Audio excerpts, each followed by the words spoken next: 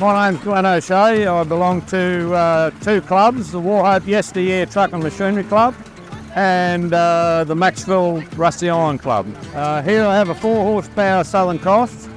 I bought it in the condition it is. It belonged to the collection of the late Greg Clark, who probably about 5 years ago bought it from Neville Yabsley, who was an engine restorer. Manufactured by Cooper. Just a beautiful piece of machinery. Here we have a James Martin sheller. It'll do 2 cobs at a time.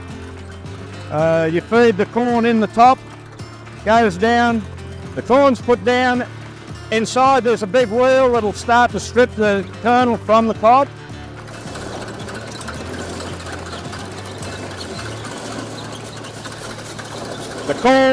The corn then goes down into the bottom, up through the bucket elevator,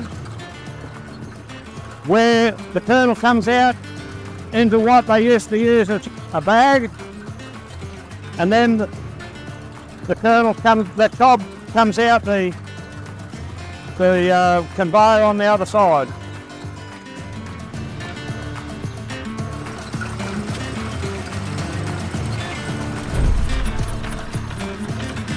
My name's David Smith. I'm a member of the Mid North Coast Machinery Restoration Club, and I'm the proud owner of this little 2 1/4, 2 1/2 Associated Handyman, which I have just bought 2 weeks ago.